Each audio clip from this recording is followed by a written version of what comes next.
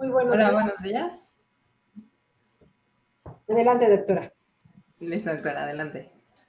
Muy buenos días. Damos las gracias a la Dirección del Deporte Universitario por permitirnos este espacio. El día de hoy tengo el gusto de presentarles a la licenciada Daniela Rivera, que nos va a hablar sobre la patología de la pata de ganso. Bienvenida y muchas gracias. Gracias, buenos días a todos los que nos escuchan el día de hoy. Mi nombre es Daniela Rivera y como lo mencionó la doctora, hoy les voy a presentar el tema del síndrome de la pata de ganso. Muy bien. Entonces, antes de adentrarme un poquito más a esta condición, vamos a explicar qué es la pata de ganso, ya que sí tiene un nombre bastante curioso y poco usual de escuchar.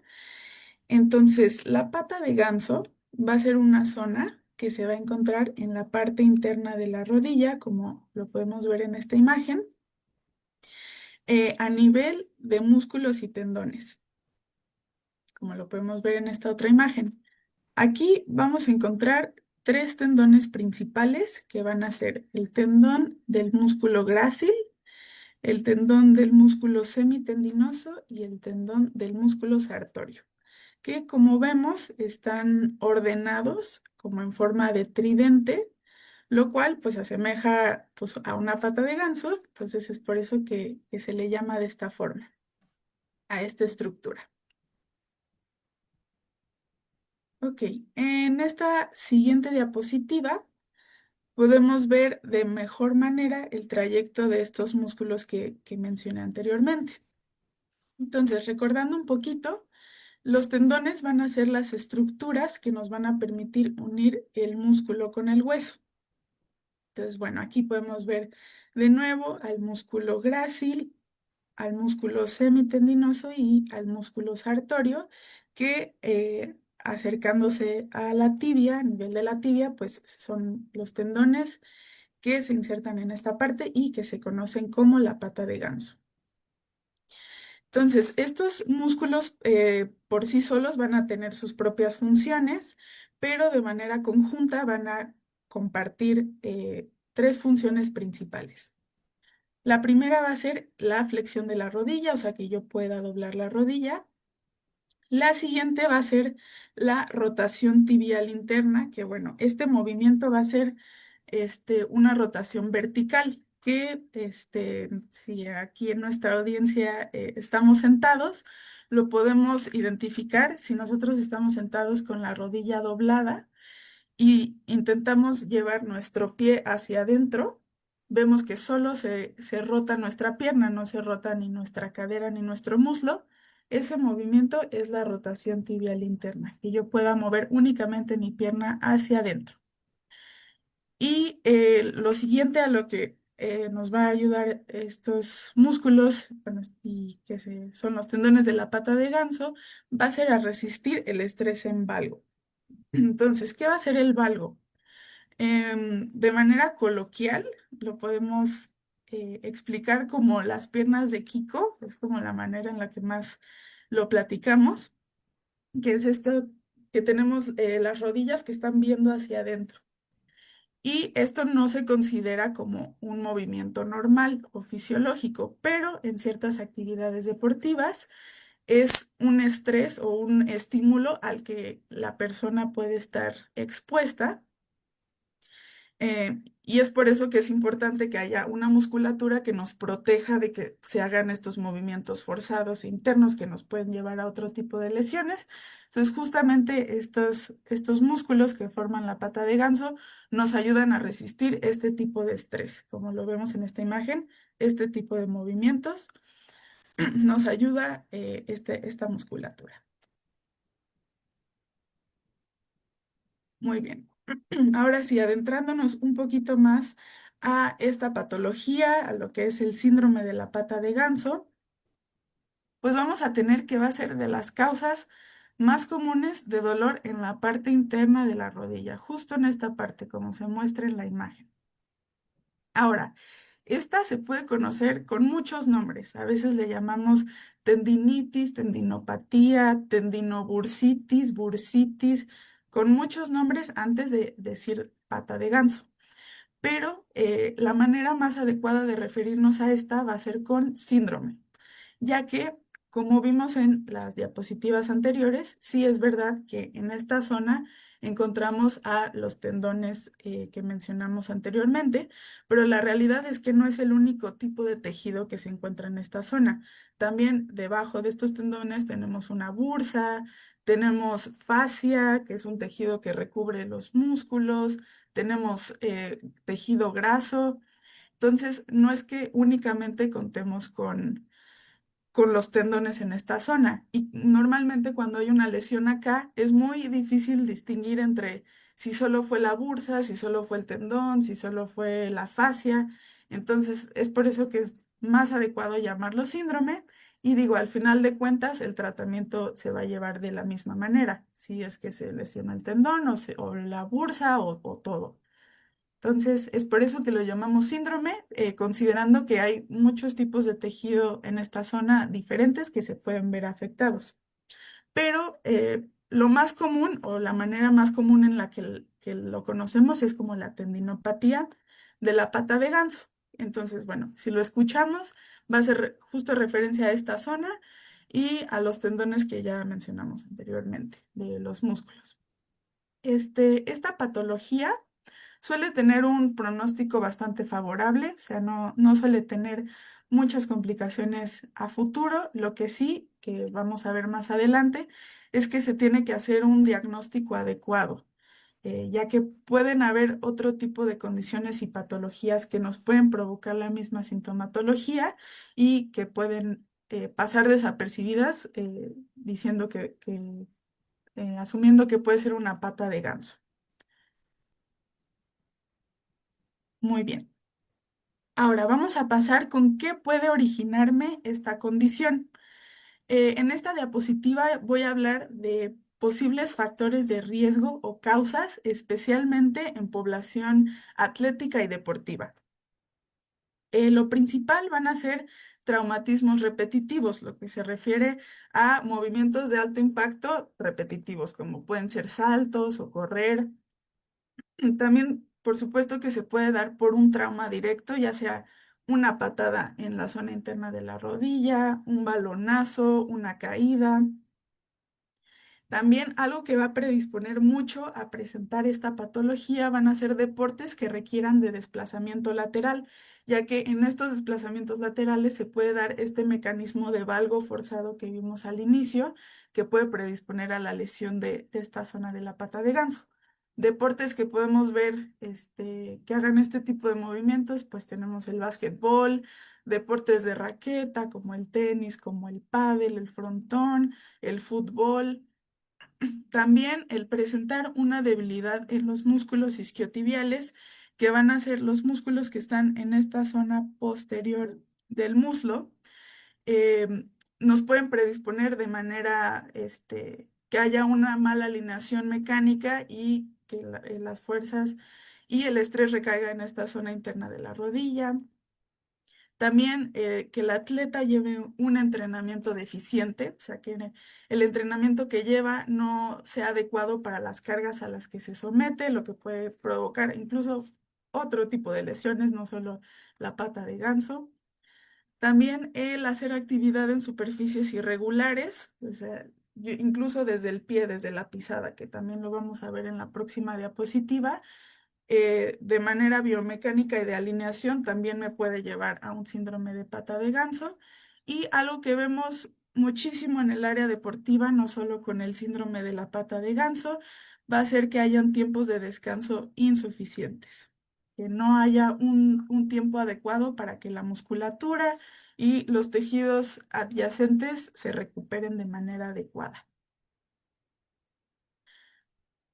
Ahora, vamos a hablar de otro tipo de factores de riesgo y causas que mm, podemos decir que no están tan relacionados con el área deportiva, pero que en población en general suelen ser predisponentes para la pata de ganso.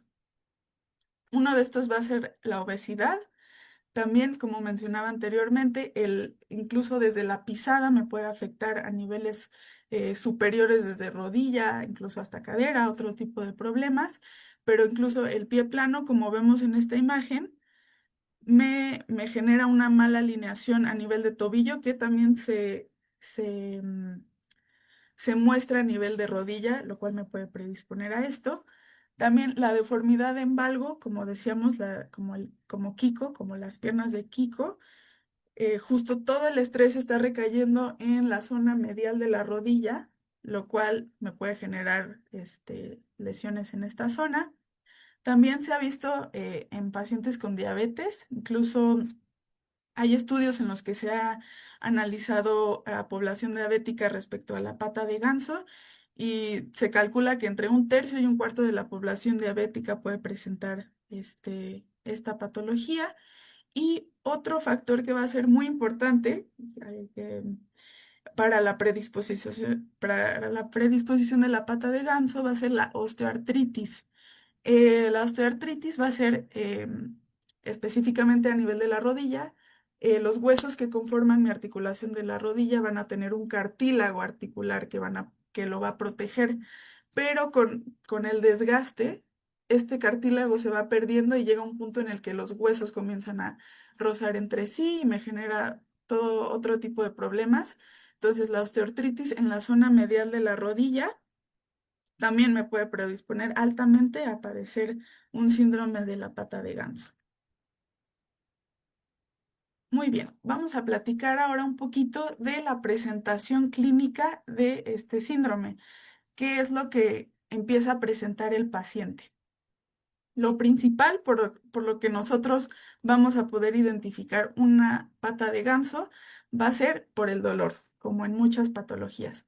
Y justamente como ya lo hemos dicho anteriormente, va a ser por un dolor en la parte interna de la rodilla, justo donde se insertan estos tendones del músculo sartorio, semitendinoso y el grácil, en esta zona de la pata de ganso. También este dolor va a ser mayor cuando yo extiendo la rodilla. Cuando yo estiro la rodilla, va a ser que se va a desencadenar de manera más presente este dolor. También va a haber dolor a la palpación. Cuando yo hago presión en esta zona, en especial cuando se trata de una bursitis, que como vimos en las imágenes anteriores, la bursa se encuentra justo debajo de los tendones. Yo al presionar ahí va a generar dolor. También este dolor se exacerba cuando yo subo escaleras, cuando bajo escaleras, cuando corro, cuando me levanto de la silla, actividades en las que existe mayor carga en la rodilla o en una sola rodilla, se puede exacerbar de manera mayor. También si comparamos con la pierna sana, se puede ver en algunos casos, no siempre, pero que haya una tumefacción, una hinchazón justo en esta zona medial, en esta zona interna. Hay pacientes que refieren dolor nocturno, no en todos los casos, pero en algunos se puede presentar. Y también se puede presentar un rango de movimiento disminuido justamente por este dolor. Que yo al hacer movimientos de rodilla, en especial al estirar, me genere molestia. Y como vimos que uno de los factores de riesgo puede ser la debilidad muscular, pues también se puede ver en esta presentación clínica. Algo importante en esta patología, que es lo que mencionaba al principio, es que hay veces que esta puede enmascarar otro tipo de patologías, incluso un poquito más graves. Entonces, lo ideal, eh, en un caso ideal, sería acompañar, además de toda esta parte clínica que mencioné en la diapositiva anterior, acompañarlo con estudios de imagen que me permitan tener un diagnóstico un poquito más preciso. Para esto se suelen usar resonancias magnéticas y también la ultrasonografía. El ultrasonido, sobre todo en etapas más tempranas, es lo que se suele indicar. Y algunas patologías que me pudiera estar enmascarando una pata de ganso, digamos, si no hacemos una exploración un poquito más profunda, puede ser una lesión de meniscos, una lesión ligamentaria del ligamento colateral medial, incluso una paniculitis, que es una inflamación de la grasa que se encuentra en esta zona de la rodilla, incluso cosas más graves como una osteomelitis, que sería una infección a nivel del hueso. Entonces, por esto que de manera ideal, los artículos y la literatura proponen que se acompañe con estudios de imagen.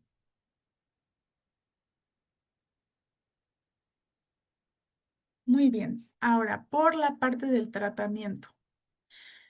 Cuando estamos en una fase inicial o fase aguda de inflamación, o sea que apenas pasó el traumatismo o apenas es que se están manifestando de manera fuerte estos síntomas, se exacerban los síntomas, vamos a tener que poner atención a ciertas cosas.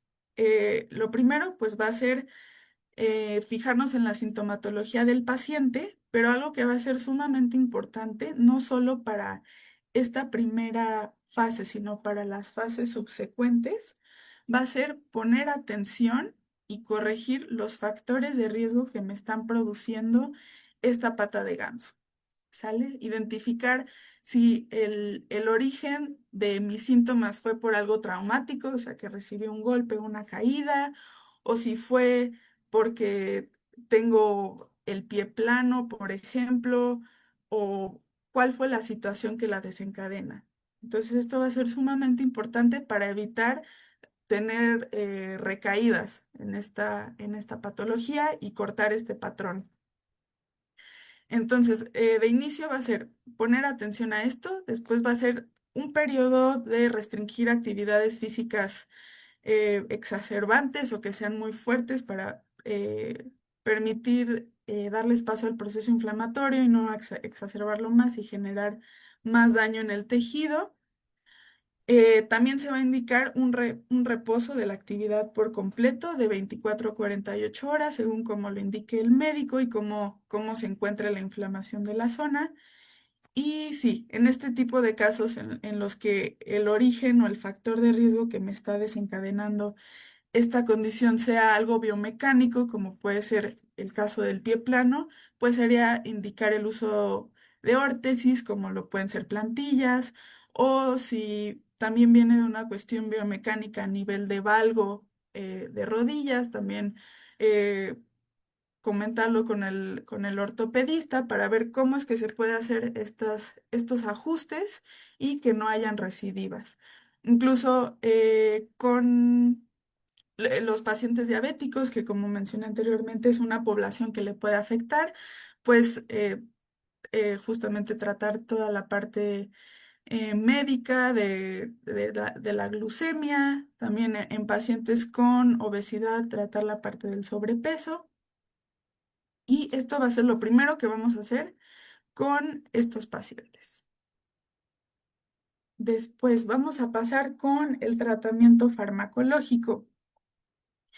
Aquí lo principal va a ser fijarnos en el dolor y en la inflamación. Entonces, se van a recetar medicamentos analgésicos y antiinflamatorios, como puede ser el paracetamol o el diclofenaco, justo para ayudar a esta fase aguda en el que el dolor puede ser muy fuerte, incluso puede ser dolor nocturno que le limite al paciente a dormir de manera adecuada. Entonces, esto va a ser lo principal respecto a tratamiento farmacológico. Incluso hay ciertos artículos y médicos que consideran las infiltraciones, o sea, las inyecciones de corticosteroides, como tratamiento preferido. O sea, de manera inicial, realizar las infiltraciones. Se ha visto que pues, tiene efectos adecuados en cuanto al control del dolor del paciente. Y como último recurso, digamos, se considera en la parte farmacológica a los corticosteroides. Esto sobre todo si con los primeros medicamentos que se aplicaron y con la terapia física aún queda algo de recidiva de dolor o de inflamación, es que se consideran los corticosteroides, pero se considera como última línea, digamos.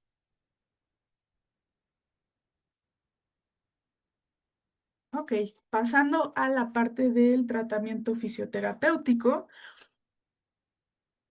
Lo primero en lo que nos vamos a enfocar para que el paciente pueda progresar de manera adecuada en la terapia va a ser en el control justamente del dolor y de la inflamación.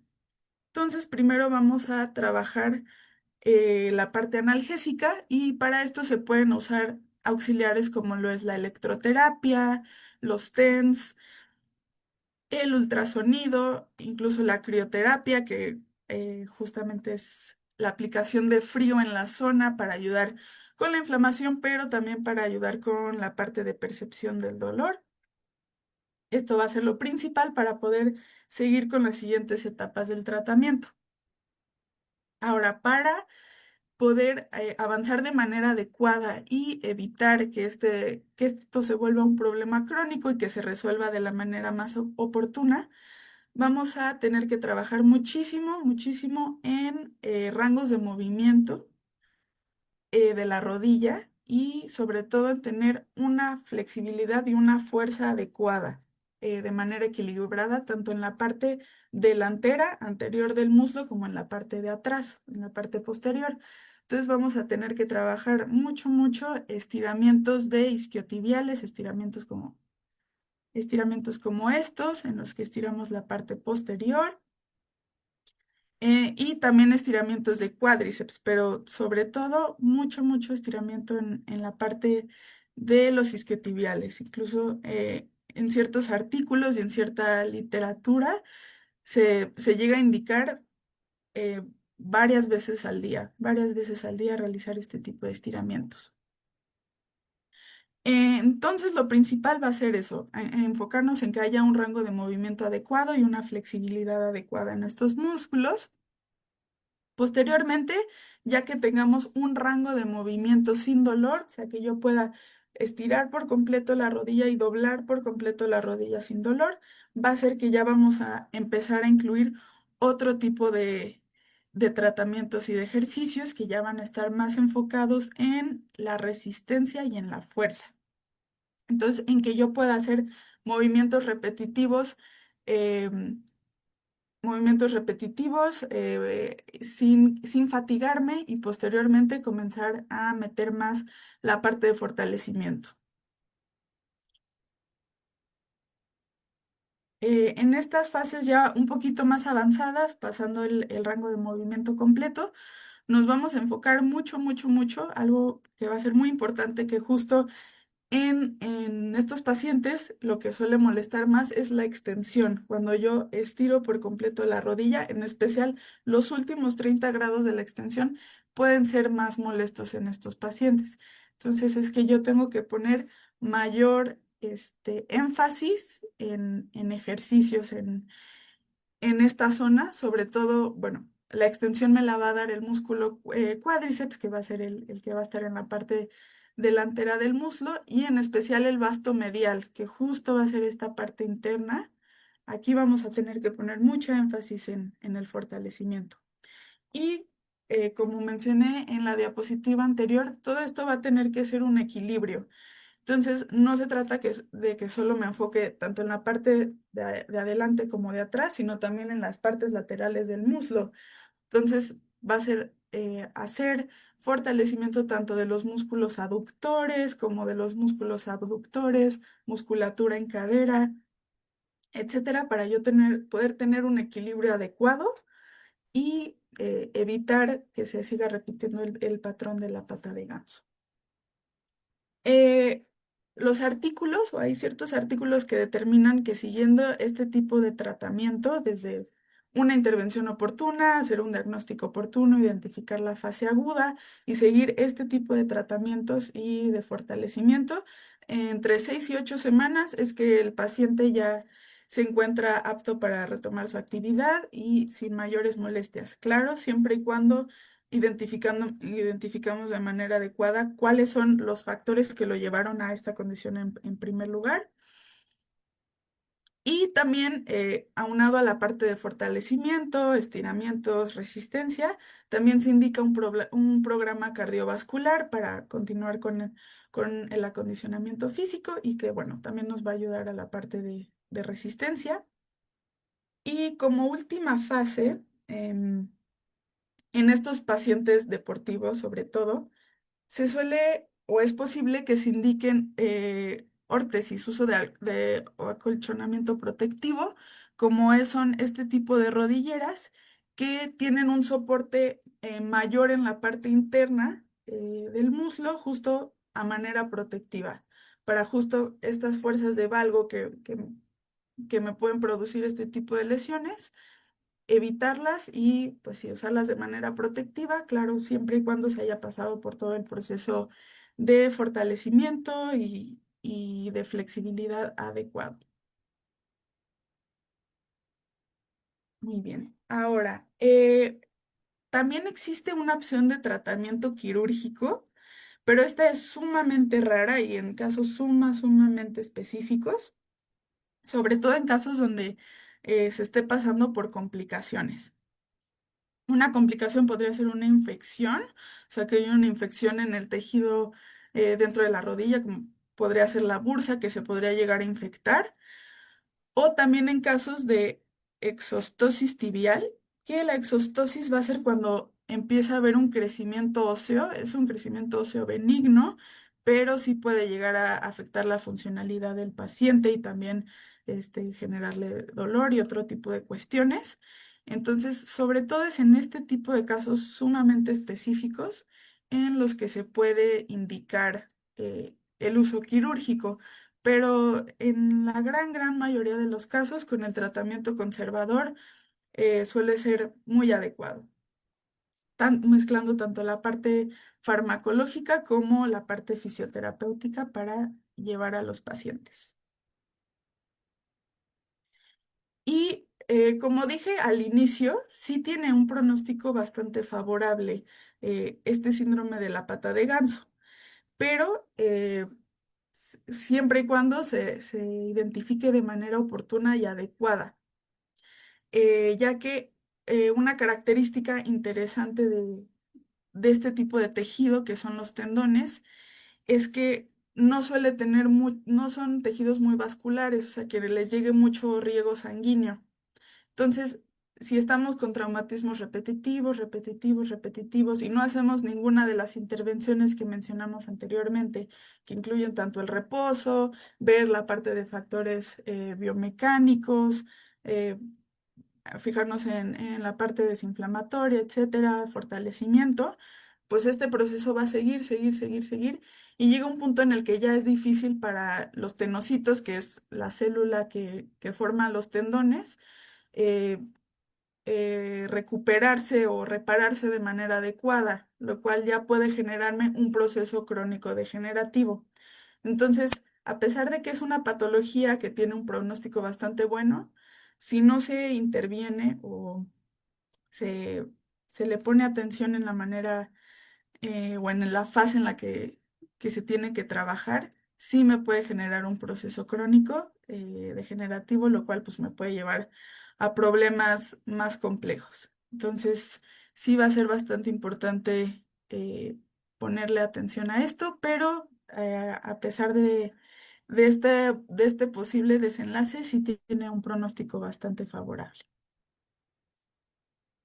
Y bueno, eso sería todo por la presentación. Muchas gracias. Muchas gracias. Yo creo que es bien importante el diagnóstico diferencial, porque como bien dice, puede confundirse con un esguince del ligamento colateral medial o con una lesión de menisco. Lo más importante de esta patología, como son todas las patologías por tendón, es que son patologías por sobreuso, ¿no? Que se van instalando progresivamente, a diferencia de un esguince o una lesión meniscal, que sabe el paciente exactamente cuándo se lesiona. En cambio, esto como se va instalando progresivamente, muchas veces el paciente no sabe exactamente cuándo empieza su lesión, porque a veces hay dolor, a veces se quita, regresa, hasta que ya se va haciendo mucho más crónico. Entonces, esta parte de un buen diagnóstico, de que se acerquen a un especialista para que tengan el diagnóstico oportuno y certero, yo creo que es muy importante. ¿Algún comentario para terminar, por favor? De mi parte, pues sí creo que fue muy adecuado lo que menciona la doctora, justo como se da más por sobreuso y a veces podemos decir, ay, como que me dolió un poquito, pero ya, o sea, como que se me quita solo y regresa, pero se me quita solo, justo se puede desembocar en algo mucho más eh, complejo a la larga. Entonces, si tiene un buen pronóstico, creo que es adecuado aprovechar eso y justamente acudir con algún profesional de la salud que nos pueda orientar con esto. Muy bien, pues muchísimas gracias. Damos las gracias a la Dirección del Deporte Universitario por permitirnos este espacio y los esperamos en una próxima sesión. Muchas gracias. Gracias.